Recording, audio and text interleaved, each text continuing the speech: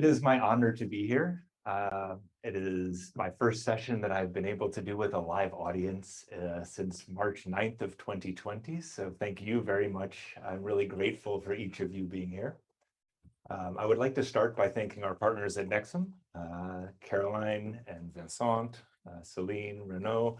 The entire Nexum team has been great hosts. And so thank you very much for organizing such a special event. As we dig into the content, we're going to talk about change in 3 chapters. The first chapter is going to describe change as a journey. The second chapter, we're going to have Sabine provide us insights from an early adopter's perspective on how this can work. And then we're going to dig in the last chapter around a framework and a number of tactics that we can use to address change saturation. So that is where we're going to go together. We always describe building change as a capability. This is something that I believe will help organizations be more effective, both today as they start the journey, but for many years in the future. And if we're going to take a journey, well, we need to know where we are now. We also need to know where we're going to go. And we need to know where we want to land at the end of the journey. And we use the mountain metaphor because it is never a linear path. There are always changes to the plan that we set. And so if we're going to be successful, we do know that it requires leadership. It also requires resources, as well as the intention to build a plan and the structure to support the journey. And so hopefully this is a metaphor you will hear throughout the presentation around this concept of a journey together. And it doesn't matter how good the plan is. Many times we get thrown unexpected situations. So the pandemic brought us an involuntary digital transformation. Really, I think accelerated what digital transformation was expected to deliver by maybe 10 years in a matter of 10 months. We also had a fantastic instantaneous remote work experiment. Right? So this wasn't, I believe, in anyone's plan as we came to calendar year 2020. And almost everywhere across the world, we experienced the same change almost at the same time. This is something that I've never seen before. Quite often when big global events happen, they come in waves and each market has a bit of a different experience. But this is one change that I don't think was in anyone's change journey when we planned for it, but we were all forced to adapt to it. It's also amazing to watch the resilience of human beings, regardless of the unplanned nature of so many of these changes that the pandemic brought. The resilience that was demonstrated at the individual level and the organizational level is something I don't think we ever have seen before in my lifetime, at least. I think interestingly, when we moved to a virtual environment, we also had this infusion of humanity. We got to know the cats and the dogs of our coworkers. We got to meet the children of our coworkers. And this was, before the pandemic, something that was never accepted and now is almost accepted on a daily basis. And so I think this brings about interesting change that had an effect that we never really could have planned for and that is now present for the rest of time. I think every organization on the planet now recognizes you're in the people business. Whether you build cars or sell financial services or a retail operation, the core of your business lives with your people. And so I think the pandemic has actually been, in a strange way, a benefit for the discipline of change management. We are no longer the crazies in the corner trying to get the attention of the leaders. Now leaders are saying, what do? I am in the people business. And I don't have a skill set or a common language for this. And so I think in many ways, the pandemic has pushed change management forward and it created a seat at the table for us. And at the same time, we do a lot of things the old way.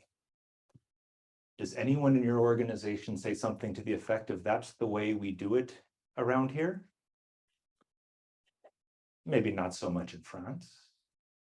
But in many parts of the world, we see that the reason we don't change is because we're comfortable with the old ways of working. And I think one of the worst reasons to not make a change is because that's how we've always done it. And so hopefully this can help us challenge some of that mindset that says if we want to be relevant in the future, we've got to continue to evolve. We can't stay where we are and hold on to the things of the past. Many of the things that got us here aren't going to take us to the next level that we expect. So at Prosci, we spent many years doing research to try and build a model to measure the maturity of an organization's change capability. And so we'll use this as a bit of a backdrop to describe the journey. And many of you are in the room because you wanted to address change saturation. Well, if you don't have any change capability in your organization, you can't jump to running with change. You've got to first crawl and then walk. And so this maturity model frames 5 levels. And the first level is where change is ad hoc, meaning sort of done in a random way, or it's non-existent. And so if we get started on the journey, that's typically where we have to put our first steps. And as we start going down the process, and if we could put some positive wins on the board, then we say, okay, now we start doing change across isolated projects. So one corner of the organization or one function of the organization decides we want to adopt this. As we continue to deliver benefits, we get to a place where we say, hey, this works in one place. Why don't we have it work in many places? And so we move from isolated projects to multiple projects. And I would suggest to you, it's when we get to multiple projects is where we really want to start addressing change saturation. We can't have no capability and jump right to addressing change saturation. We've got to start in the beginning and take steps through the maturity model to be able to get to a point where running change across multiple portfolios is going to make sense for us. Right? And as we continue, then we develop organizational standards and ultimately have an embedded competency. And if we do this at a world-class level, that means our senior leaders know what behaviors we need from them as sponsors of change, which looks different than what we need from the change practitioner, the super user of the tool set and the methodology, which is different again from what the people managers that have to work with the impacted employees of change need as a capability. And so world-class organizations realize it's not one size fits all for change management. We need to do this in a role-based manner that brings the capability to the specific role in the organization, not giving everyone exactly the same expectation. Does this make sense? So if we want to grow our capability, we have a framework that says, what levers do we pull to build the capability that we want? And so we talk about this as an enterprise change management strategy map. And at Prosci, we know from research, 2 decades have said that the #1 predictor of change success is active and visible sponsorship. Well, if you want to build a change capability that lasts, we know that building change capability is a change for the organization. That too also requires strong sponsorship. And so we start in the leadership quadrant and we look at things about who is the sponsor of the change capability. How do we prioritize where we start? Because we can't chase every change in the organization from the beginning. And we also understand that if we're going to deliver value to the organization, we do this through implementing projects. And projects is a loose term that says, what does the change initiative look like? And so if we're going to deliver value, it's not about training everyone in the organization. It's about making sure that we adopt and use the solutions that we bring forward. Because value doesn't come from what gets built. Value comes from what gets used. And I think lots of organizations have examples where we built a brilliant solution that never got adopted. Therefore, we didn't realize the value that we expected. And so as leaders in the discipline around change, we've really got to focus on value coming through adoption, not just through launching the new initiative or the project. So if we do this correctly, the leaders help us get started. They help us prioritize where we work. These are the projects we focus on. And the projects dictate what skill set do we need. And so we don't train every manager in the organization. We train the managers that are connected to the projects that we've prioritized. And so this comes in context of real change that's already going on in the organization. We're big believers of just-in-time learning. and then real application immediately following the learnings. So we go from leadership to help us pick the projects dictate what skills we need. And then we need to figure out how much structure and process is the right fit for our organization. And again, not one size fits all. We work with one client that says the word structure feels like a 4-letter word, which in the States is what most curse words are, 4 letters. So they have a very allergic reaction to structure. And so we need to modify the plan to meet the organization where they are. And so the amount of structure we need, the amount of underlying process we need varies organization to organization. So this is where the art and the science of change management come together. If it was just the science, we could copy and paste one solution from one organization to the next. That's not how building a change capability works. So what I would suggest to you is if we want to address saturation, we need to start by building this capability on isolated projects and then to multiple projects. And when we start getting multiple projects in our scope, well, now we can take a more intentional approach to addressing change saturation. So this is a bit of the theory. I'm excited to have my co-presenter Sabine come with us to talk about how does this work in practice. Thanks a lot, Scott. Okay, so just as an illustrations, first of all, I have to be with you tonight, obviously. Concept I'm with the head of the HR function for the COPG. COPG is an engineering company, 18,000 people around the world. Was a very French company, which shareholder used to be Caisse des Dépôts et Consignations, and which changed through times and quite rapidly. I would say those last 15 years, already tripled in size. When I entered the company, we were like 6,000, now we're more than 8,000.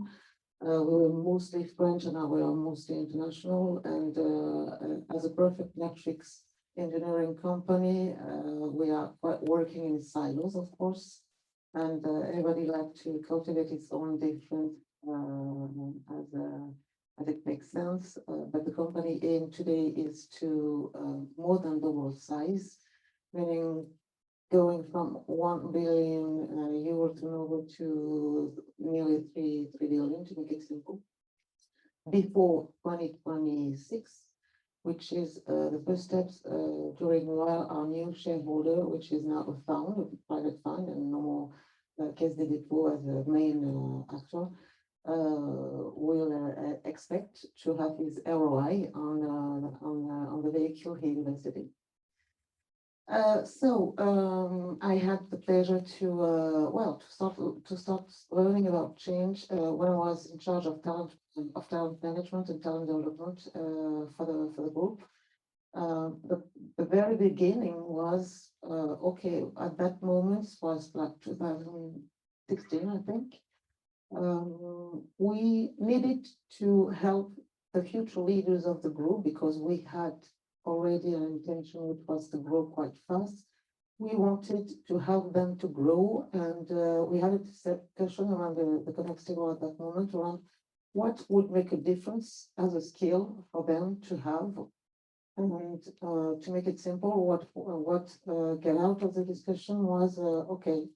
Certain we don't know what will exactly make the difference. One thing is for sure is that things are going to happen, we don't know what, and they will have to be able to lead in knowing that they don't know everything. Still, they will have to be able to take decision, the best decision, and they will have to change some stuff, and this is how it all started.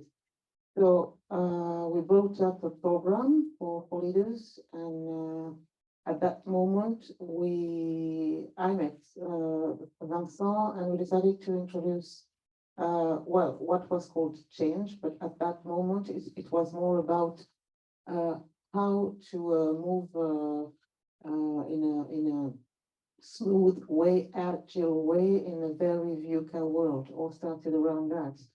And so we started to implement in some IPO programs some key lessons around change with a very pragmatical way.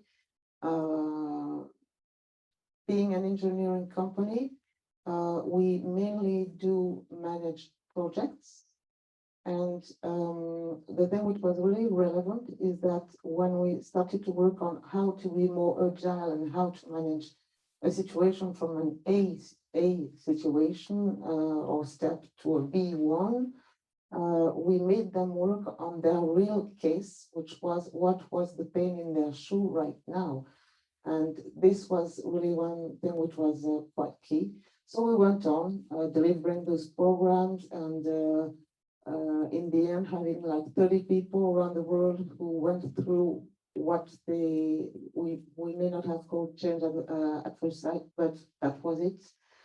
And being strong around that, I went to see the CEO at that period, saying, okay, they are so excited about that. The CEO heard about it, and I say, okay, this is the time to explain to the CEO what is changed, why we should cascade it from the top to the lower level. And we had a first meeting with Vincent. I think you will remember it. Yeah, for his ages. So we met the CEO at that moment, and we tried to explain what was changed. And I can tell you that she said, okay, thanks a lot, very interesting. And that was in the box for the next 5 years. Okay, so what first lesson to learn, don't explain what you want to do, just do it. That's the first thing. So this is how I finally say, okay, let's just do it. So I went on developing it through training programs on leaders at different levels.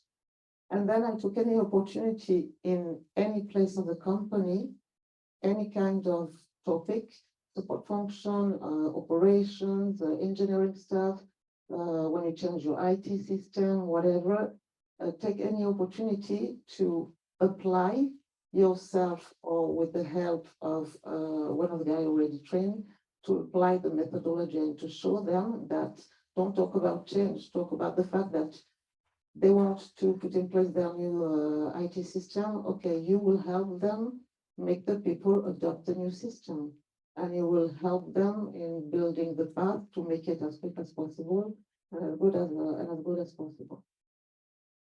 So obviously, first of all, the thing is that yeah, the former CEO was not that keen on the topic, but finally we decided to move on in the training and started to use it in different places, showing that there was something which was done differently that helped to get to the results which were expected. And then a few years later, we had this new, we welcomed our new CEO, who is now Laurent Germain, and with the new shareholder, start with a plan which means to double size from now until 2026. So in 4 years, we want to double size.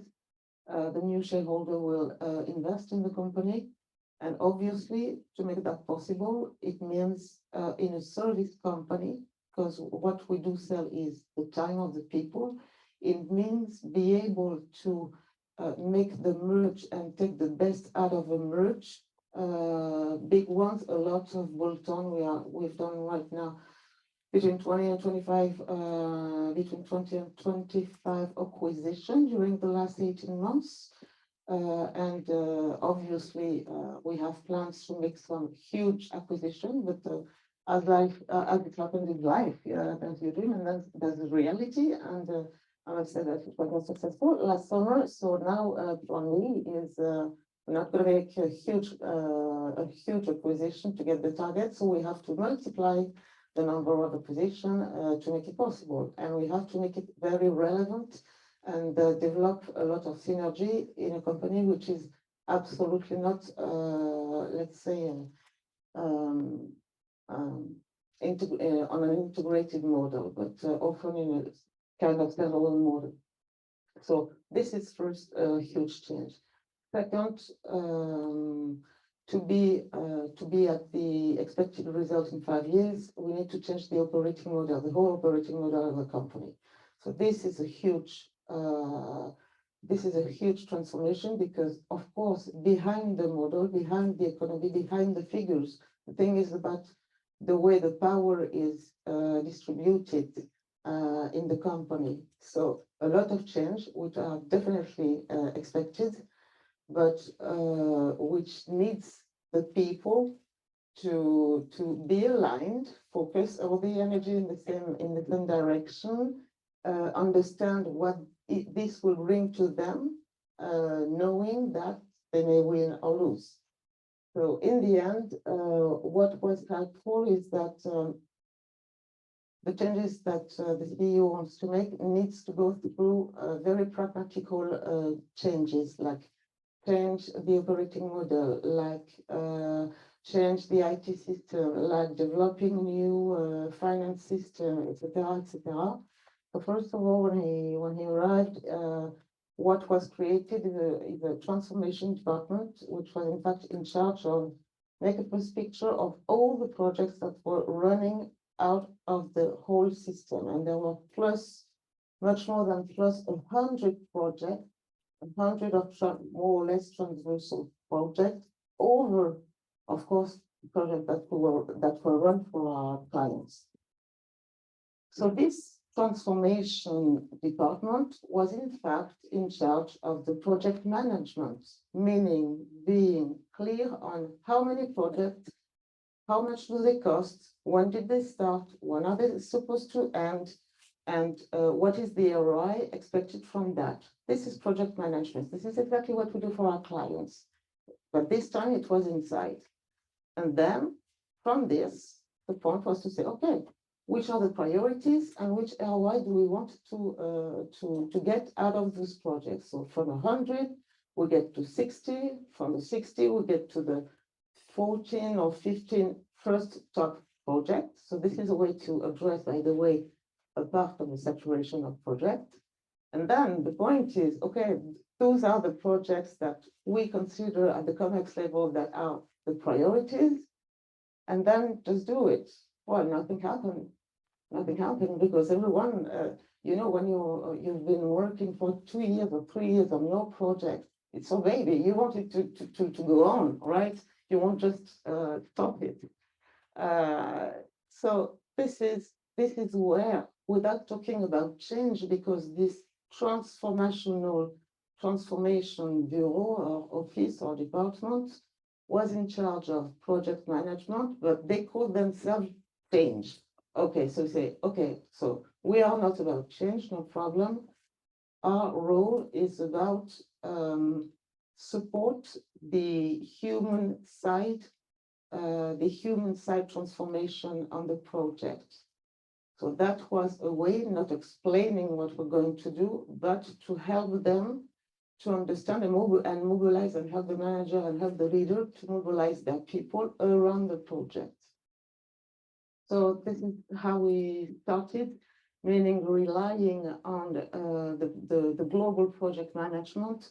We started to manage the change as a portfolio, as a global portfolio, in fact, of change projects. Does that make sense? It's to me.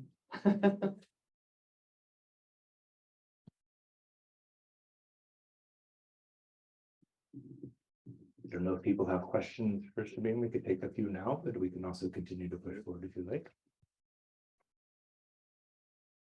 So for me, what this does is maps many of the steps that she took on the journey towards this maturity model, right? So when you're getting started, sometimes you need to do the work where you have the biggest span of control. So you start in HR if you're the HR director, and you clean your house before you go help others, right?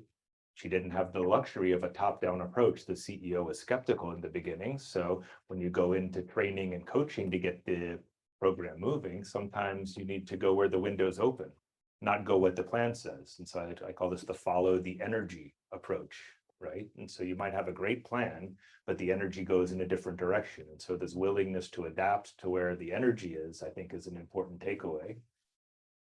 And then I think this ability to integrate change management and not call it change, to call it the human side is a way to meet the organization where they are. They had a strong understanding of, okay, we do change through project management. Well, if we do the human side of this, now we're talking about the adoption of change. And so we let go of some of the vocabulary and use what works best in the organization. So staying flexible is important.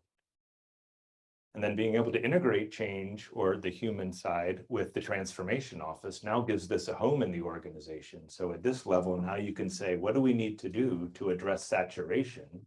Because we've gone through the isolated projects, and now when we plug into the transformation office, we have access to multiple projects at the same time.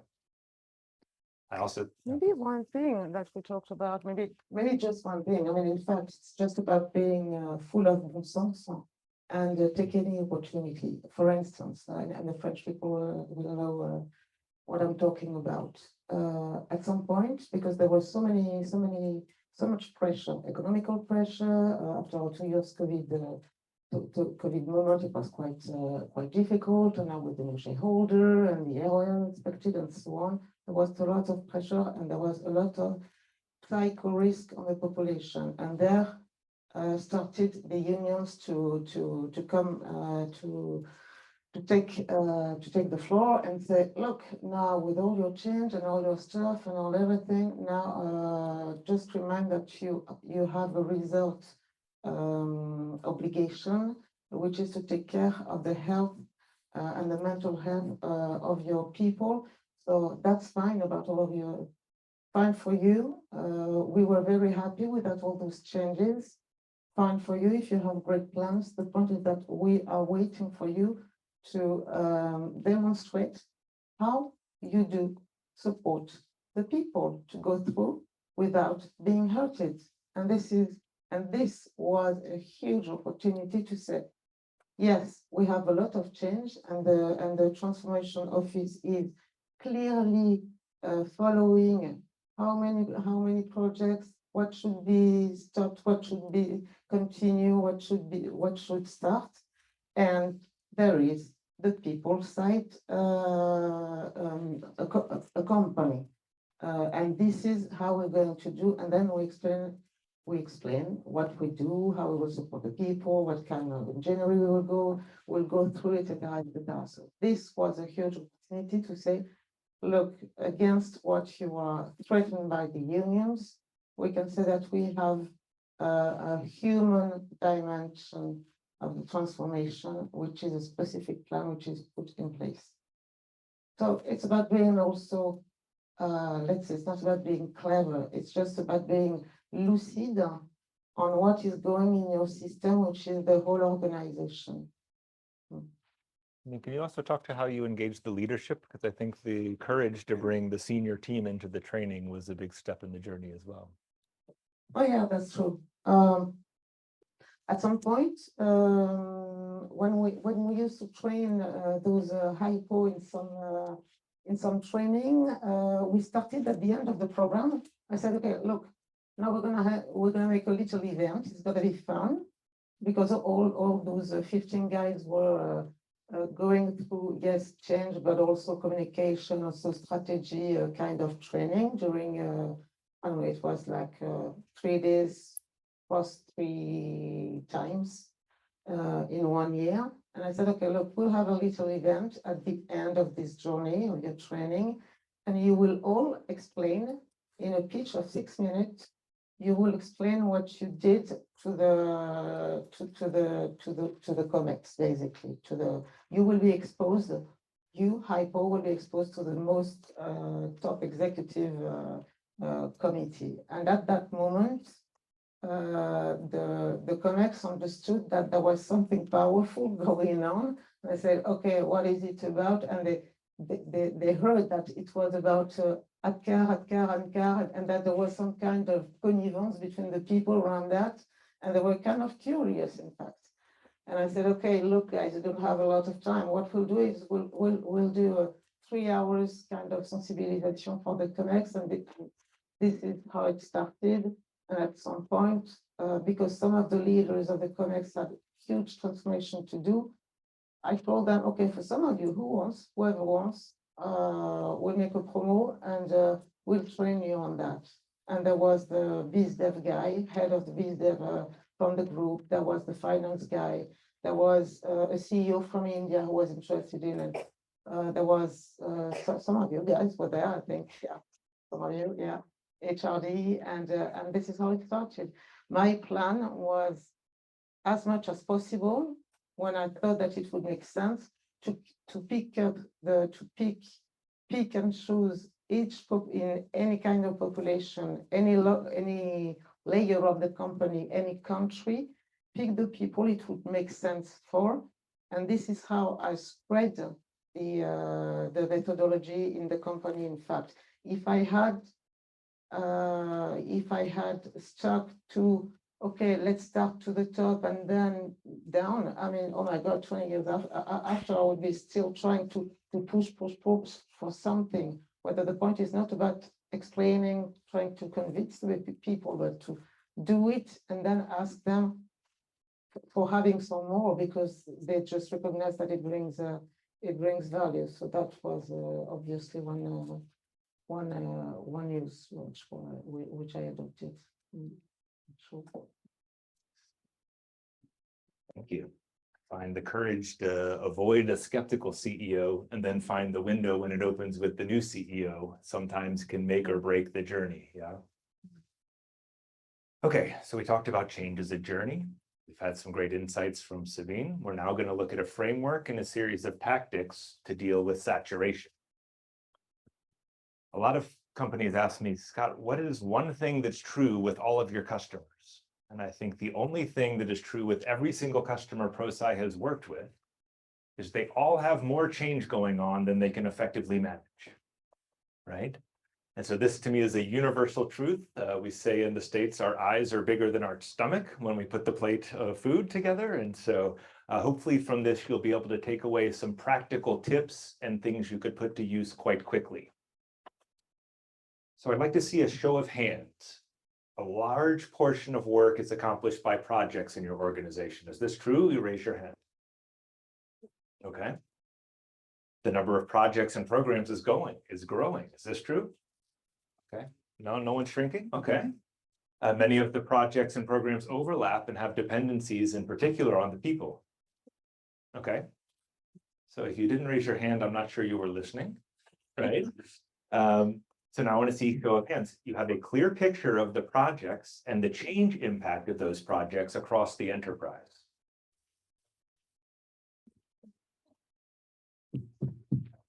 Yeah, not a single hand in the room, right? So this is one of our big time. Okay, maybe a little bit. We're getting started here. Yeah. Employees feel overwhelmed, confused, or just flat out fatigued because there's too much change going on. Yeah. Okay. Even at Prosci, where we try and be a world leader in building change capability, when we get in trouble, it's because we say yes to too many changes.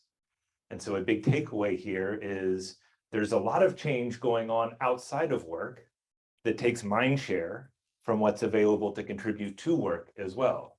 Whether it's a pandemic or the war in Ukraine or inflation rates or interest rates, we have lots of things going on in our personal lives that also affect how we can show up and absorb change in our professional lives.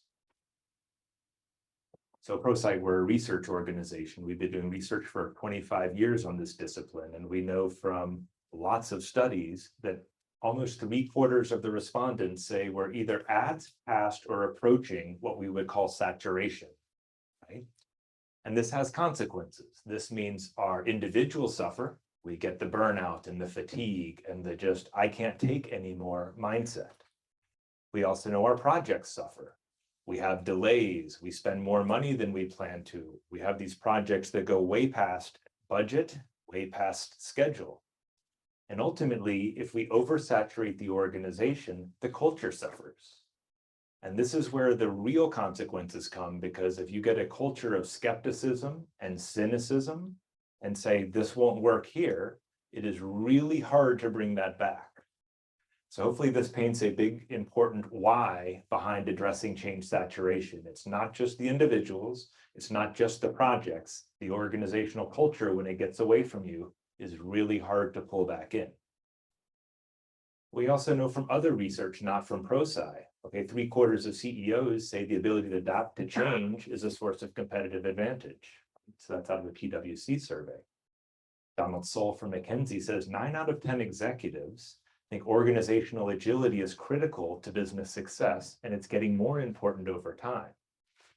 And then PMI says greater organizational agility equals better performance, means competitive advantage. So these are other sources that also reinforce the same message. We know change is important, but how come we sometimes do too much at the same time? And so I don't know about your organization, but does it ever look like this, where you don't know which change is going in which direction, run by which person, at which time am I supposed to be ready? What's the priority look like? Oh, well, they're all important. We hear this quite a bit because we get a lot of change from the top. Does anyone have a strategy that says, let's do exactly what we did last year? No, strategic planning introduces change in and of itself. Every year, a new set of changes coming through the strategy door. We also have the best intentions in the middle of the organization, where a few managers get together and say, we have a common problem. Let's put a project together. Let's get a team going. Let's get a little bit of budget. And now we have a new project in motion. Then we have a lot of what I call unintended consequences of best intentions. At the bottom of the organization, the front line says, I want to take control of the change that's in front of me. I will also create projects. And then we create this cloud where it's impossible to understand what's the priority, what's in it for me, which one of these are important, how do I know how to participate? Okay. So as an American, you can't come to Paris for a presentation without one slide in French, right? And so at the top here, we understand that every change has a technical component, and at the bottom, every change also has a human component. And we work from current state through transition state to get to future state if we want to be successful. And so we can't just do the technical side of change.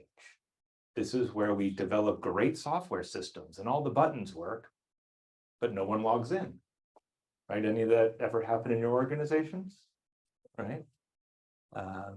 And so what we've got to do is take a balanced approach. Yes, the technical solution is important, but value comes from what gets used, not what gets built. And I think every organization has a graveyard of things that were very elegant technical solutions, but no value at the end because we didn't get the adoption we needed. So if we take current, transition, and future as the process for change, this might be what an organization wants to do. We've got a strategy to go from where we are today to this great place we want to be in the future. Well, how are we going to get there? Well, often we turn on a lot of changes at the same time, right? And we know all change is an individual experience. And so I might be going very fast on one change and very slow on another change. And because you stack them on top of one and then another, at an individual level, it might look like this. Person one says, I've got 10 changes going on and I'm in a different place in all of these. Person two says, oh, I'm much faster at adopting some of these, but it pushes more of a different picture. And because all of these changes come on top of each other, it can be overwhelming at times. And I believe very few of the people in our organizations come to work and say, I want to be unproductive. I just want to take a paycheck and I want to go home at the end of the day. I think people really go to work because they want to make a difference. But when we do this to them and we stack change on top of change on top of change, we can almost suck the will to be productive out of them, right?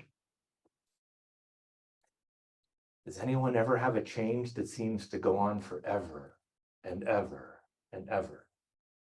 Any ERP implementations in progress? Okay, occasionally these are the ones that they have anniversary dates and then they have a decade of anniversary dates, and sometimes it didn't work the first time, so we have to try for a second time and a third time. My joke is people don't call Prosci when they first implement SAP. They call us on try number 3. And we have one of our clients' chief technology officer says, we never have enough money to fund change management at the beginning, but we seem to always find enough money to try for the 3rd time on the same project, right? And so this is not how we're going to treat our people with the respect they deserve to be productive. Anyone ever have a change in your organization where we give up on that? That's in the past. but we never told the project team. So they still get together every month and have meetings, and they do flip charts, and they spend money on lunches and dinners and mouse pads and hats and cups. And so all of a sudden we left this change behind in our past, but we never unplugged the change. How does this feel 2 years after you've been left behind and you figure out your teddy bear's not with you, right? And so I think we see lots of examples where we don't intend to leave it behind and tell nobody. But even in our organization, which is much smaller than many of yours, we have projects that we're saying, wait a second, we thought that project stopped last year. It's now October. Who's still working on this?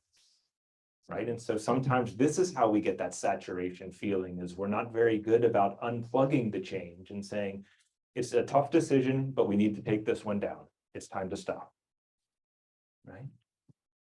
I mean, I think you had an example of one of these, yeah? Oh, yeah, yeah, sure. During the pandemic, I think during the first year or just after the first year of the pandemic, we started to say, oh, look, now we've been resilient, it's been great. We should start on doing what we call REX, meaning return on experience, and try to think about what should be, what could be, what we could want it to be the next condition for the future of work. So we started to, that was a great idea, because we had all of us had good reasons to think that obviously the world would never be the same after the pandemic, and that we would need to reinvent ourselves, the way we're going to work, and obviously 2 years after, part of the managers, when things were just like everybody could get out of his home and go back to the office, some of the managers were completely convinced that the model should completely change. Some of the others just wanted their teams back in the office so that they can supervise exactly what they were doing, just as if they were not productive during those last 2 years. They just forgot about that, because now today is today and yesterday is yesterday. And so we work a lot with an internal, by the way, consulting team. I was myself quite convinced about the fact that all those return on experience, because it went so well during the pandemic, meaning that the economical side of the company was really brilliant. So I pushed with some of the guys around the table at the committee. Well, I really pushed for adopting, trying to reinvent new ways of working, and some other were absolutely not convinced. And I said, okay, so we started on that project, and we've been working on that for 6 months, 1 year, 18 months, with projects which was supposed to be implemented and so on. And in the end, I said that this is a failure, though it was probably a statement that it was a great idea, but the way it went was not the good one. And at some point, for sure, we should have said, just stop it, just forget about it. And obviously for weeks, probably or months, some of the teams were still working on a project which was making no sense for the COMEX, who was already thinking hundreds of other projects to be implemented. Yeah, but does it make sense? It ring the bell too, so okay. Okay, so now I'd like to hear from each of you. What's the biggest challenge that you face with change saturation? So Celine gave us, we go to polev.com/Nexum2 right here, and you can provide your feedback. So I'd love to hear the biggest challenge that you face addressing change saturation.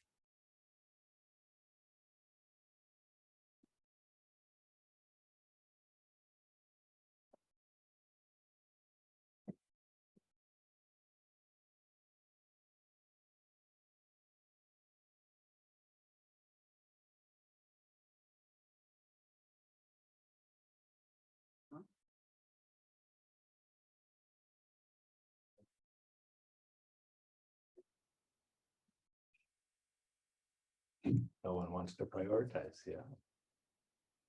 All of these are the #1 priority when no one wants to prioritize, right? lack of purpose. Yeah, all high priority. Executives' ability to listen to the field is limited. I love this. Adoption, speed, formalizing a saturation into a picture that we can make sense of. What's in the plan versus what's the priority? Yeah, quiet quitting, where we just give up and say, you know what, enough is enough. Yeah, we can't hold on to our best talent, because the first people to leave are the best talent. It's not the person you couldn't wait to get rid of that goes first. Yeah, too many projects, chaos, a lot of things happening at the same time. We don't understand why with the change. If we don't start with why, it's going to be hard to bring the team on the journey with us. Impact on structure, get turnover. Again, it's usually the ones that we can't afford to leave are the first ones to go. Decrease big figure projects, maybe NPS or RPS. Yeah. Keep common sense. No time to well manage all of the projects. If we do too many things at the same time, we can't be at our best. People get tired. We don't have enough decisions from leaders. Yeah, we have just a trust issue. Or sometimes we just say, listen, we have too many going on. My project won't succeed no matter what I do. Yeah, we don't know the impacts of each of the projects. We don't understand how they overlap. We don't understand the negative impact it has on our employees or on our customers. We don't understand the ROI. Sometimes we think if we pump more air in the change balloon, a bigger project will help us. And very often that means we spend more money, but we don't get better outcomes. We lose the purpose. We don't have a dashboard. We have sort of an upset leadership situation where the leaders lose trust of the organization. We get lack of alignment because everything looks like a priority. Right? So it's good to see no one else is challenged with change saturation, right? So thank you for the feedback. We jump forward now. I'm going to try and give you practical framework to be able to make sense of change saturation. And if we're going to frame this as a journey, the first thing we need to understand is what's the scope. And then we need to know what's our level of influence. And then what's our access to resources.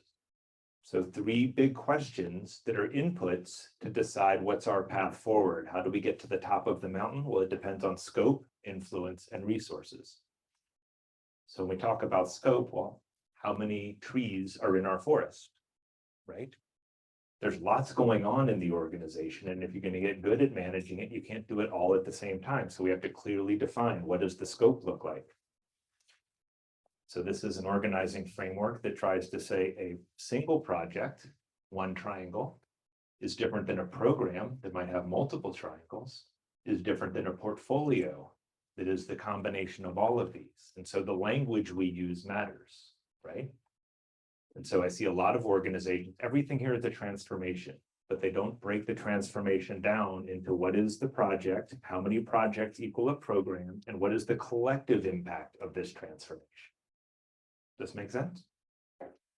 So hopefully that gives us some vocabulary to start to address the scope. And I always say, I don't care what your scope is. I care that you define a scope. So if you don't want this project in your portfolio, I don't care. What I care is you intentionally draw a box around what is in the scope. So then we can focus on being intentional around whatever scope we define. So here's an example for one of our clients, okay?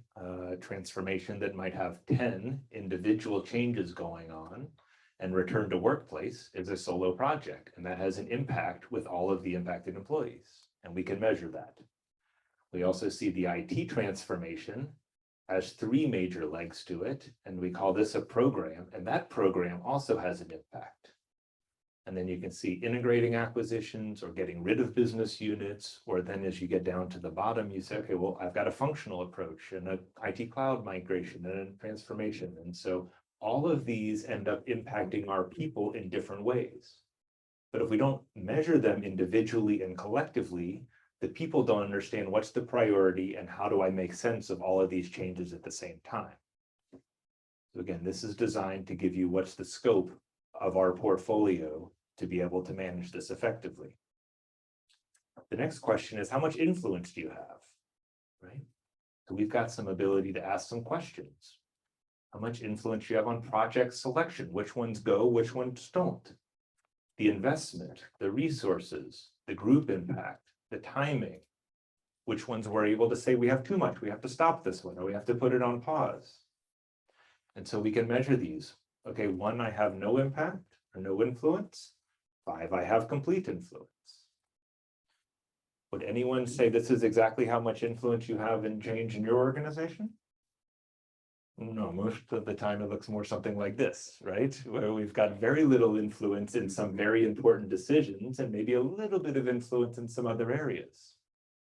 And so again, I don't mean to be disrespectful. I don't care how much influence you have. I care that you know how much influence you have, because that's going to give us an ability to say, which levers can I pull to manage this better? Yeah. And then the last piece of this is around resources. What resources do we have available? And so we can understand, okay, sponsor engagement. This is a critical resource. We know from research, sponsors being active and visible is the #1 predictor of change success. But how much do we have control of that? How much project management maturity do we have in the organization? Sabine works in an engineering organization where project management maturity is quite nice. We work in other organizations where they don't have anyone with the title of a project manager, right? So you have to take a different approach based on what the organizational dynamics look like. Do we even have access to information at the project level? It's really hard to make informed decisions if we can't get any data from any of the projects. What's our change management maturity? If we don't have anyone that knows what change management is, it's going to be really hard to effectively shape how we do change across multiple projects and programs in a portfolio. And then lastly, what's the team structure, the roles, the required accountabilities? Do we have those kind of resources mapped and assigned? So again, we can then ask some simple questions and we can rate these on a 1 to 5 to say, okay, I might have little resource impact on the level of portfolio management at the sponsor piece. We might say we've got significant impact resources for project management, right? So every organization is a bit different, but this allows you to adapt your approach based on your scope, your influence, and your resources. Yeah. So this happens to help us frame the objectives and what resources we have available. Now we're going to say, based on the inputs around scope and influence and resources, we then have options. We can either visualize, we might be able to go further than that, and after we visualize, we can manage. And if we've got high influence and high access to resources, then we can start to optimize. Yeah. And so first off is we can't do all of this at the same time if our answers to the influence and the resources are different. And so this is what this would look like. If I have low influence and low resources, my only option is really to visualize. I can't make the decision to stop the project. I can't control the budget, but I can make a picture that says this is what we have to work with, and this is the consequence if we don't make any tough decisions. So you can see here in our model, these are the same questions, the 8 questions around influence and the 8 questions around the resources. And this gives us an ability to map into a quadrant that says the bigger my influence and the bigger my access to resources, the farther I can go into managing a portfolio of change and addressing saturation. Low influence, low access to resources, I've got to be more real world in what are my opportunities to have impact. And so you can't say, I'm going to change the world, which requires high influence, high resource, if that's not our equation. So these questions help us really understand what is the opportunity in front of us. So if we're going to visualize what we need to do is use what we already know. So any of you that have been through the Prosci Change Practitioner program, you'll recognize things like project health measured through PCT. We know what the investment is. We can start to manage the risk accordingly. So what we're doing is using many of the tools we know that work at a project level, and we can apply them at a program or at a portfolio level. And so I'll give you a couple of pictures here. If we do this through the lens of the tools we know, we can look at project health, project risk, and the project impacts on our groups of employees. And instead of doing this on one project, we can start to marry the view on multiple projects. So if we look at the PCT, this is an instrument we use to measure the health of a project over time. So we typically recommend we do a baseline PCT assessment when we first start. We do one right before we're ready to go for implementation, and then we do one after implementation to see how are we doing. Well, if it works on one project, we can then use that on multiple projects, right? And so here's a view that might have 6 projects in it as part of my program. And if I'm doing prioritization, I'm probably going to start with the one that has the biggest investment and some red in it before I'm going to prioritize the ones that have green in it. Yeah. So all of a sudden, we've got an ability to map the portfolio of projects based on their current state health, and then take actions to make sure we're addressing the highest priority projects that need the most attention. So again, a tool that we use at the project level now can be applied at a portfolio level to help visualize the situation. It doesn't mean I have the ability to say, take this project down, even though it's not set up for success. I might only be able to go to the leader and say, let me show you the picture of what we have. And now I ask the leader, what are you willing to do about this picture? Right? As my sponsor of a transformation, this is where the change manager, we ask uncomfortable questions. We don't need to have every answer, but we can help the leader make a more informed decision when we can visualize the issues. Because as we said earlier, very few people in the room have a visualization of all of the active changes and the impact on the employees at any one time. And so these tools can help us move beyond the project to help address saturation at a transformation or a portfolio level. We can do the same thing with a risk assessment. We do this at a project level and say, okay, how much change management is needed at my project? Well, now we can map risk across all of the projects, and this can help us with prioritization and say, project D is going to be high risk, it's large and disruptive. What do we need to do to make this win? And we might not prioritize something that's lower risk, right? And so all of a sudden we can visualize a risk across a portfolio instead of a single project. And again, it's not if we don't have access to influence and to resources, then maybe the only step we can do is to push the picture in front of our sponsor. Typically, the sponsor does have access to at least the resources and hopefully some of the influence, right? And the last one that we would suggest is saying, if we know that we have multiple changes going on and they impact different groups in different ways, how do we map that to understand what's the intensity of impact at an individual impacted group level? So every change impacts each group a little bit differently, and we can start to add the collective impact to be able to understand, okay, we know on one project, we know impact looks like this. Let's measure it across multiple projects and do it at the impacted group level. Yeah. So these are tactics to visualize if we don't have access to influence and we don't have access to resources. The next step we take, we say, okay, maybe we have access to some influence and some resources. And so in not just visualize, we want to manage this. And so here we're looking at a decision model to say, how do we make data-informed decisions to address saturation? I've now got the pictures, and I've got some access to resource, and I've got some access to influence to be able to adjust things. So I make decisions based on the risk and the health and the investment and the priority.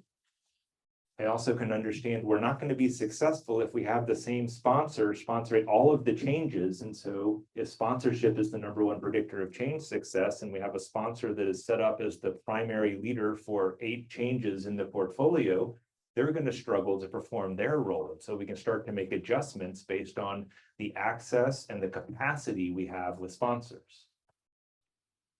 We can also look and say, wow, all of these changes impact IT in Q4 of 2022.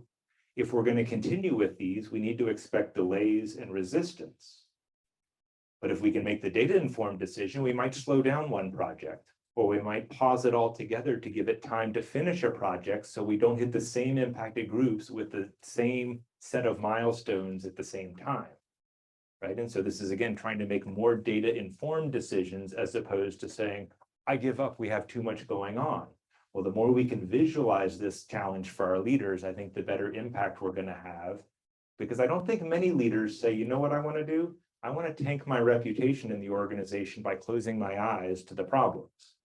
But if we can't see the problem, it's hard to address the problem. So I think oftentimes our role as practitioners is let's build the picture so we can help leaders make better decisions. And ultimately, we got to make some tough decisions on project timing and milestone timing. This is where I see good sponsors say, you know what?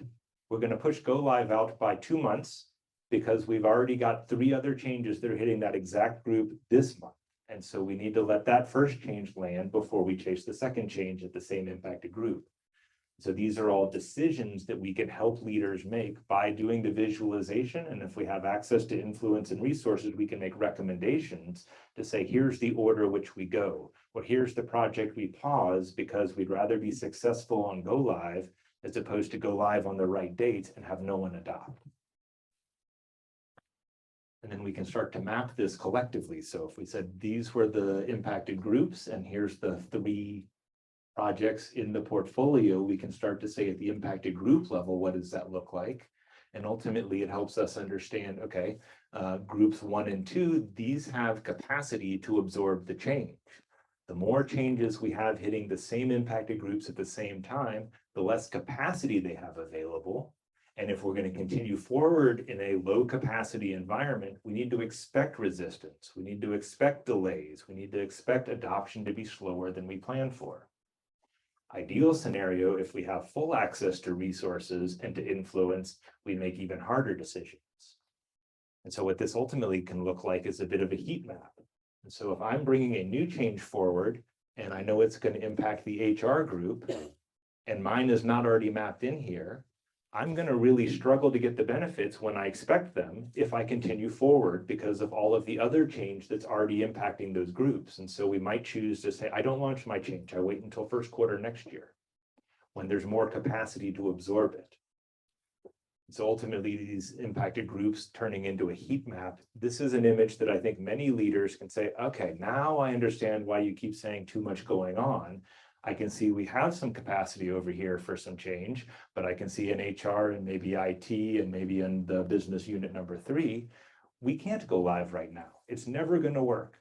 Or if we're not willing to make a tough decision, we can also coach the sponsor and say, expect delays, expect budget overrun, expect resistance, expect negative employee feedback, employee experience, and the surveys we give our teams to say, how is it to work here that goes down? And the more we keep going without addressing this, expect your best people to leave. And I think most leaders, when you give it to them in that frame, say, wait a second, we need to zoom out, we need to step back, and we need to be more thoughtful about what the sequence looks like. So if we use our analogy, we're going on the hike to the top of the mountain, and we used already the binoculars, we used already the Swiss Army knife. Sometimes if we're going to optimize things, this takes courage. And some leaders need to step up and say, okay, we cannot do all 10 of these at the same time. We must stop some. And my experience working with teams that do change portfolio management well, when you have a change that's the one that got left behind, that's still going because no one told you to turn it off, when someone finally knocks on your door and says, no one cares about this, I'm sorry, we unplug it, we stop completely. Thank goodness. Because no one's turning up to my meetings anyway, and no one's responding to my emails and these kinds of things. And so when we get into optimize, we've got to drive alignment with leaders on their objectives, right? So we talk about this around strategic alignment, and this goes into how do we identify what's going to come into the portfolio? How do we assess the impact so we manage it effectively? We don't just turn it on and see what happens. How do we get more selective in which ones go and which ones stay in the blocks until we have capacity? And then ultimately, what's the timing of this? Because very few CEOs that I've met says, okay, fine, I'll stop making change happen. But they might say, I'll wait 2 months to get this one out the door before I bring the next one in the door. And now we can start to be a lot more intentional about how we treat our teams in times of change. This also typically requires some tough dialogue with senior leaders and the sponsors. And most sponsors, if you're tied to one change, you have a bit of tunnel vision. You say, I don't care about everyone else's. I care my change is successful because it's my name that I care about. Well, if we can show a picture to say, your change is not in isolation, your change is running at the same time of all these other changes. Do you want to be the other one on the top of the stack? Or maybe you wait a quarter and you create some space so yours gets adopted right when it arrives. Then ultimately, the organizations that do this really well, they integrate the people side of portfolio management in their strategy. So we say we only have so much capacity for new change. We don't build a strategy that says we need 20 new ones if we have space for 3. And so this gives us as change practitioners an opportunity to swim upstream a little bit. Instead of catching the assignments, we can now start to shape the assignments based on more informed data decision. So yeah, you can create fancy dashboards, and there's a whole sort of domain around project and portfolio management technology that can help to visualize a lot of this. We use a combination of Excel tools and Power BI at Prosci. But what we can end up doing is understanding, okay, collectively, we've got a lot of high-risk projects in this portfolio, or the change management across the portfolio is red, so we can't continue to push. We need to take some steps to bring the change management scores in our project health assessment up. We can start to see schedule where we have milestones and when they go live and who they impact. And so this gives us, again, a better ability to make data-informed decisions over time. So one of the key takeaways here is focus on the data you need where you have the influence. You're not going to have influence in every single corner of the organization very often. So you as a change leader need to prioritize, where am I going to get the best return on going to build my picture? And if I work in IT, maybe I don't map all of Sabine's HRD projects. I focus on the IT portfolio because that's where I've got influence and I've got access to resources. And so sometimes we don't want to chase everything. We want to be selective when we get started with the saturation challenge, because it is a big challenge that we can't eat in one bite. We typically need to start where we have the greatest influence and build out from there. And my experience doing this work with clients is the first time someone makes a tough decision that says we delay this go live date because we know from all of the pictures that we've seen that we're already oversaturated, it's something like a celebration that happens in the organization. So you're not having to push. You tend to get more pull for this from senior leaders. And they say, okay, you might have been 2 months late, but you got the benefits way faster. And we didn't have the noise in the organization and all the resistance and the pushback that we're used to. Maybe one illustration around that. When I say, Well, at some point you don't have the influence on the stop and go on one project, but at some point, like 3 times a year or 4 times a year, there's something running in any company which is called the budget. Budget time. So budget time is the time for you to say, look, this is project number 1, number 2, number 3, maybe, and you ask me to reduce, to do more with less. Sure. In fact, this, maybe it's not that strategic, maybe it's not that prior today. So maybe we could delay it to the next 6 months, the next year. And this is also a way to prioritize and to put the light on how much costs a project which takes too much time because there is a saturation. That's the moment, the budget is the moment where you can put the light on all the projects which are basically fundamental, all the projects that might be reprioritized or that might be just closed because it doesn't make sense any longer. But the CEO is just 6 months upon that, so he doesn't even think about what's going on in the last wagon of the train. Yeah. Great example, yeah. And budget cycles drive a lot of where our access to resources come from. So if you're not in the budget, maybe wait till next budget cycle because we don't want to go with an unfunded transformation. Yeah. All right, so hopefully from this, you're taking away 3 factors that are inputs to how we do change saturation management. We have scope. And again, define your scope. I don't care if it's big or small. I care you have an answer of what is in and what is out. We have access to influence. So what is the ability to say, yes, we put more money or some more resources on this? And the last piece is resources in terms of what's the project management capability, the people side change management capability, the maturity in the organization. And that'll help us determine, is our goal to visualize where we have low access to influence, low access to resources. If we have medium access to resources and influence, we work to manage. So not just build the picture, make the decisions from the visualizations that we create. And if you have great access to influence and to resources, then we can start to optimize. And this is where we start to be a strategic partner to the senior leaders in the organization to say, it's not about how fast can I start my projects. It's about how fast can I get the benefit, the ROI from my projects. And sometimes you go slow to go fast. And I think a lot of leaders are willing to do that if we can give them the data to make a more informed decision, as opposed to more is better. So I often use the analogy, the organization's capacity for change is like a sponge. Okay, you can dump one cup on top of the sponge and it absorbs. And you dump another cup and maybe that absorbs too. And when you turn the third cup on top, you start to get a little bit of leak in the bottom. And then you dump another one on top and the leak goes much faster. And if you keep dumping water on top of the sponge, at some point the water comes out the bottom at the same rate you dump it on from the top, right? And so we've got to be more intentional around how we do this. And hopefully this gives us some techniques. So we got to see the challenge when we're visualizing. We need to inform the decisions when we're trying to manage this. And then we need to work on influencing the business activities based on what we know. And so this is where we really become strategic partners to the senior leaders, as we can say, we go faster here, we go slower here. We stop this change altogether because it's been going too long and it's not delivering the outcome. And it's soaking up too much of our capacity to do other higher priority things. And so here you see a few tips. Define your audience and scope. Again, I don't mean that I don't care about your organization, but I don't care about what the scope is. We just need to define what is in and what is out. We need to collect some data and keep it fresh, right? So it doesn't help to say, here's what it looked like in Q1 when we're sitting in Q4. That's not going to get you an invitation to come back, right? And then the big thing, if we're going to do change saturation management well, and this is a tip learned the hard way, if we let the change managers define the impacted groups, we're going to have something like 10 projects with 10 different ways to look at impact.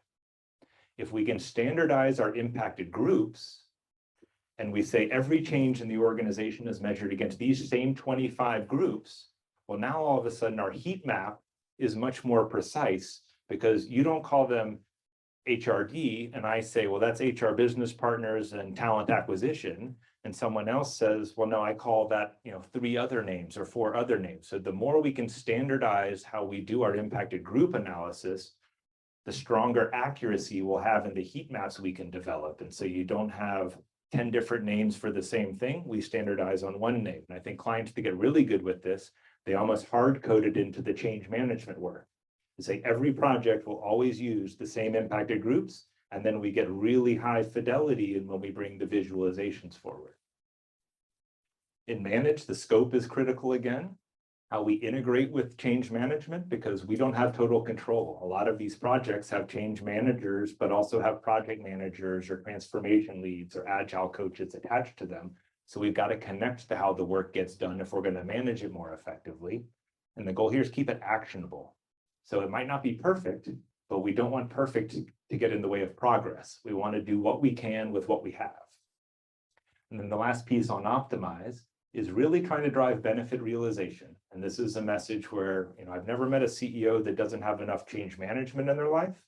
Typically, they don't have the results they want as fast as they want them. And anything you can do to solve that problem, I'm interested. If you're not solving that problem, there's the door, right? And so here again, we need to establish roles and coordination requirements. What's the cadence we look at this? And let's agree. Who are the people that have a vote? Let's agree. So we don't do this at an ad hoc manner. We come into steering co's and say, I come every other month. Here's my picture. Here's my recommendations. What decisions do we make? And so ultimately, if we do this well, we get invited to be part of the back half of strategy, right? So we don't build the strategy. We help you map what is the impact of your strategy if we go down this path in the way we've planned it today. So hopefully that gives you a bit of a lens on the inputs we need to make decisions on change saturation, as well as the opportunities, whether we're going to visualize, manage, or optimize based on the level of resource and the level of influence we have available. So that was Change as a Journey. Some great insights from Sabine on how it works in the real world, and then hopefully some practical tips and a framework you can take back. If anyone wants copies of the slides, we provide that for you. But it's been a real honor and a privilege for me to be here. I thank you very much, and we are happy to address any questions the group has.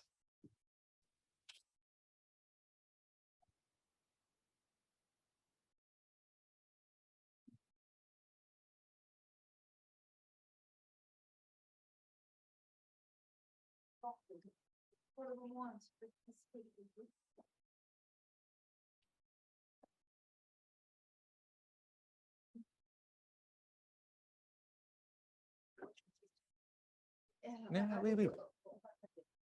Essayer de traduire comment c'est bon quand on a une organisation qui connaît plusieurs transformations, ça tu as raconté, je pense, qui en même temps connaît aussi des activités opérationnelles en croissance. Il y a une liberté. So how do you do when you have a several transformation going on at the same time? Plus being in a very positive trend, which is a development one. So you're growing, Yeah. and of course you have several transformation at the same time, meaning that in the end, people may just get completely overwhelmed. So how do you manage that? So it starts with scope. Yeah. We might not be, no. It starts with scope. We might not be able to, if we have 5 transformations going at the same time, we might not be able to keep up with all 5. But we say, I do these 2 together, right?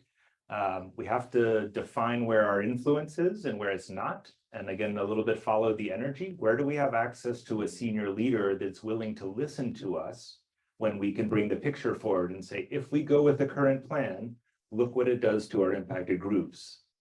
And so I think the first step of this is getting really clear on scope. And sometimes we have control and sometimes no control. Sometimes this is your scope. And my big thing is to say, if you want me to work on it, I need to know what I can count on you for, and you need to know what you can count on me for. And so if I need to define a scope, I need that to come from my sponsor. As a change manager, I don't usually get to say, no, I don't work on that one. I pick the one I like. Well, that's not how it works. The sponsor says, here's what the scope is.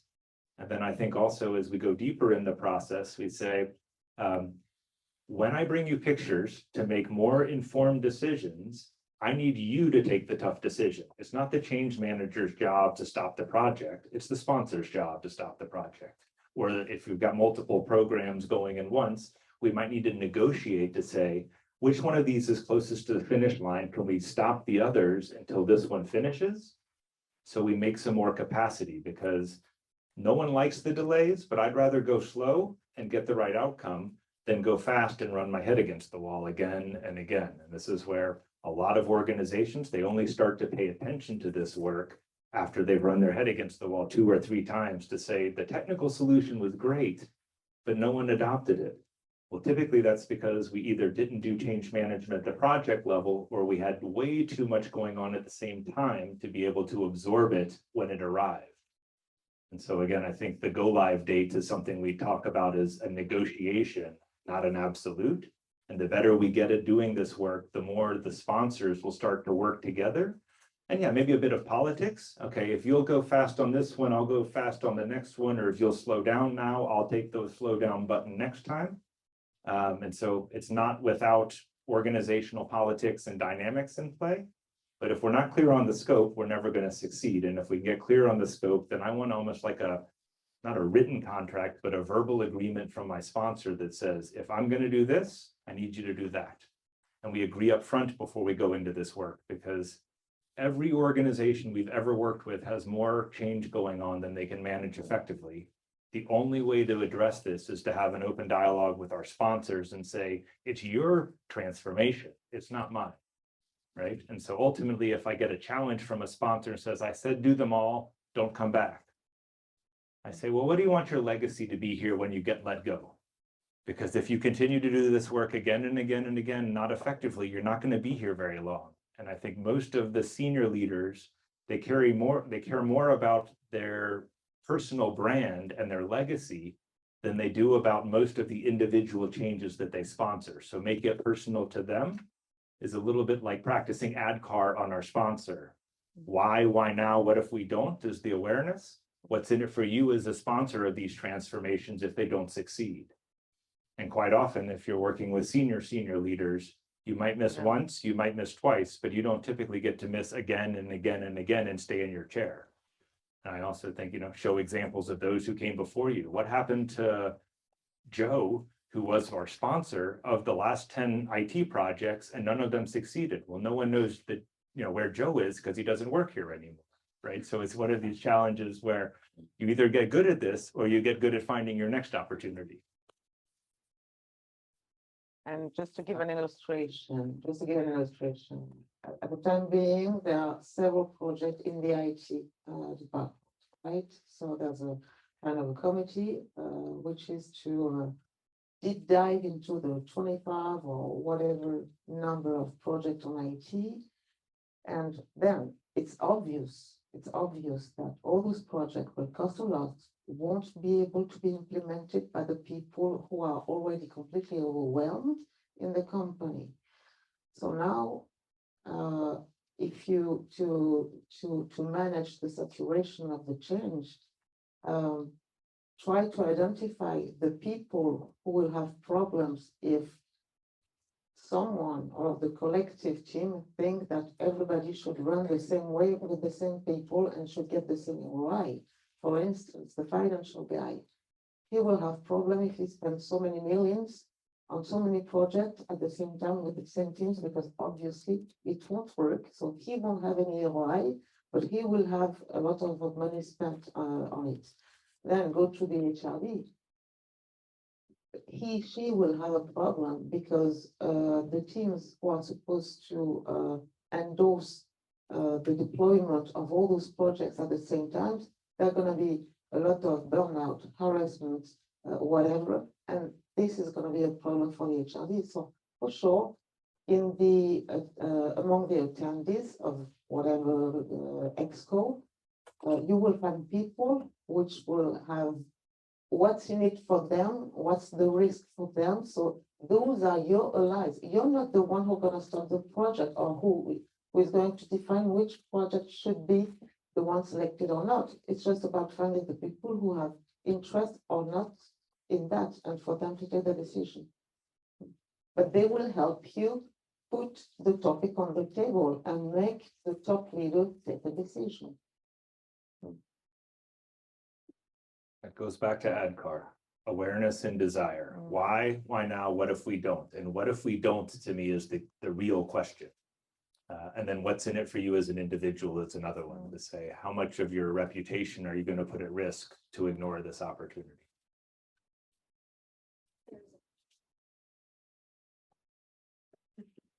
You mentioned several times that Prosci is a research organization. I'm curious to hear if you have research on the cultural aspect of this. I work for a Japanese company present worldwide, and the terms change management don't even exist in Japan. Yeah. And so when they want certain changes to be enforced across the globe, it's not always easy to help them understand that you need to go through whatever process you just very brilliantly explained. So how do you have research to support organs or movements which are not used to this context?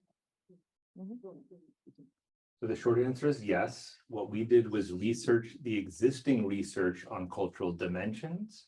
We selected 6 that we thought were most relevant to change. And then we said, what are the challenges when you have power distance or individual versus collective cultures? And what are the adaptations that you need to make? And so the short answer is yes, and we can get you a copy of the research. And then the team at Nexum has built a really interesting instrument on top of this research that allows you to map the differences in cultures around many of the specific actions, not the individual or collective, but what does that mean for pay and incentives and some of the things that make the business function around it. So would be happy to get you a copy of the Prosci research. And there's a framework called Pro Culture that the Nexum team works with that can do a really nice job, which we often use with merger and acquisition to say organization A and organization B, where do we need to expect the friction to come from based on the different cultural dynamics? But yes, there is research, but it's not our research. We researched others and built on top of it, if this makes sense.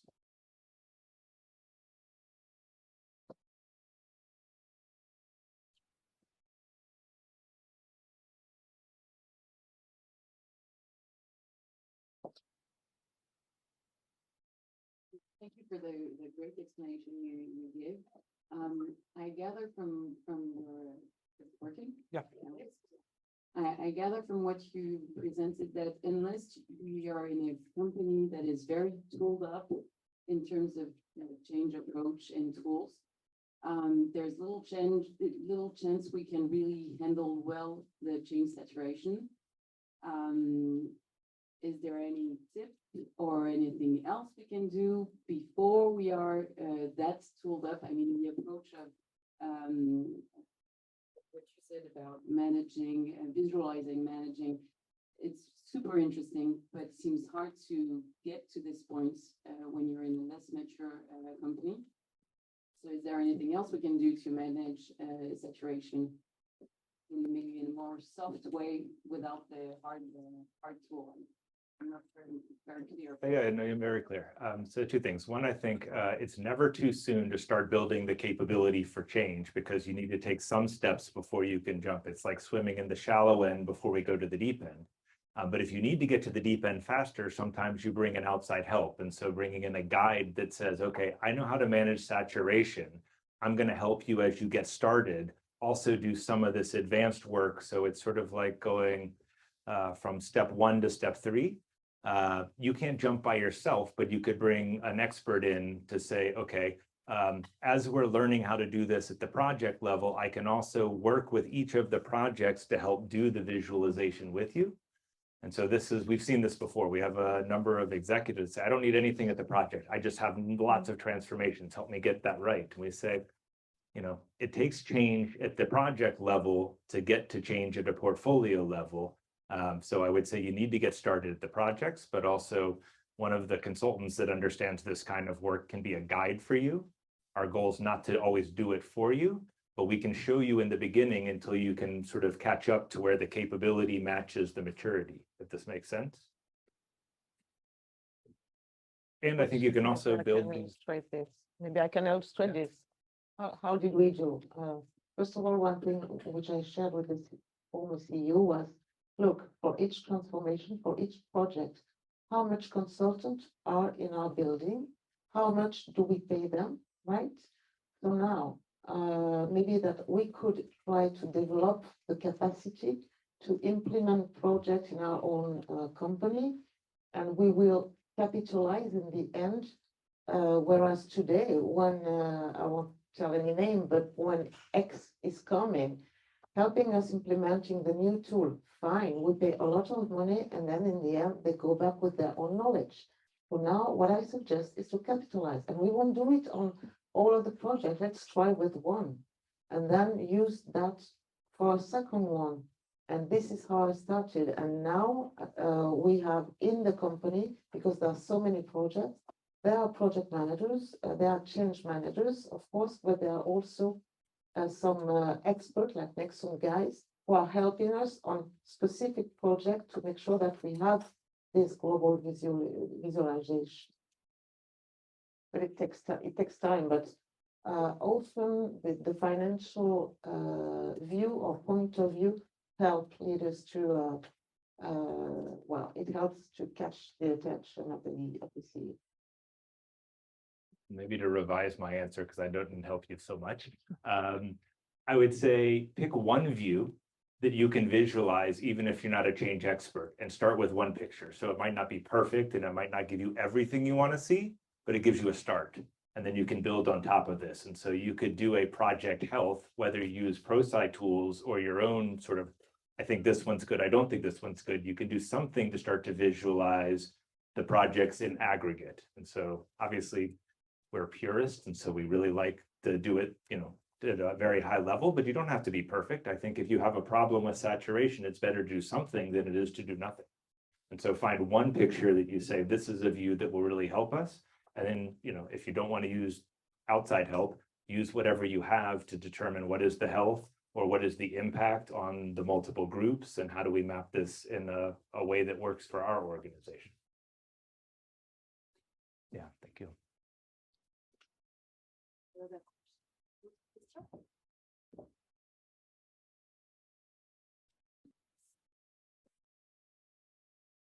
Thank you for the presentation. You mentioned that each individual is affected differently by the different changes. And I was aware of the toolbox from Prosci for each individual project, but it seemed that when you have a portfolio, there are some interaction between the projects, and sometimes it's quite difficult to foresee the impact of the prioritization on the individual journey on the ADCAR. So I was wondering whether Prosci developed some tool to analyze these interconnection between the different projects in order to achieve to engage most of a lot of people in the same direction, not the other. Yes, I go back to the standardizing the impacted groups. If we have the same 20 groups that all of the projects have to be measured on impact by, then we've got an ability to do heat mapping, even if we don't do it with fancy pictures or things like this. And then we're also building on top of, if you know, we've launched a new cloud-based solution called Proxima, which is used at the individual level. We've also built now an API that will allow us to plug into other graphic visualizations. So we use Power BI from Microsoft, but this allows us to take all of the data in the project and be able to pull it out and do lots of different sort of slice and dice. And so it's not all from Prosci the answer. It's Prosci, we have the data, but there's better visualization tools than we know how to build in the market, whether Tableau or BI or some others. And so we've started to work with other platforms as opposed to try and do it all ourselves, if this makes sense. And I'd be happy to share some more information about sort of the really small details on this if you want to discuss it more in the break, but yeah.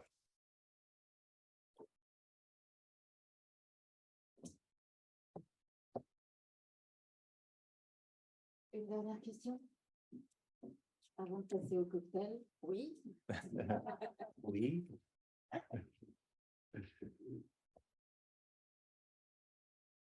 Do you have any research topics you are investing on at the moment?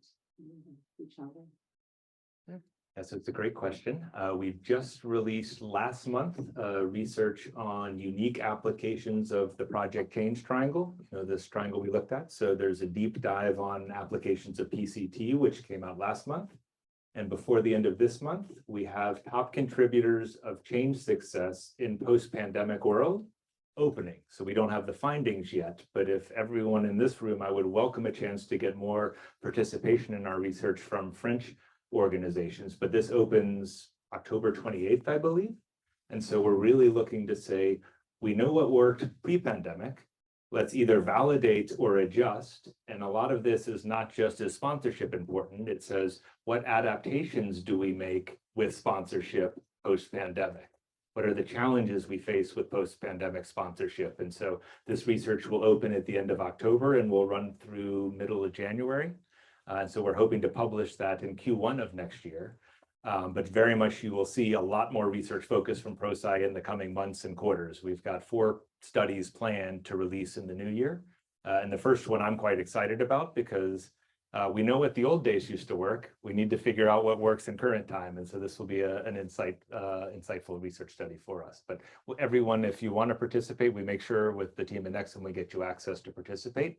And then anyone that gives us data always gets the answers back from us as well at no cost. And so you get the research study access as well. Yeah, thank you for the question. Great. Okay.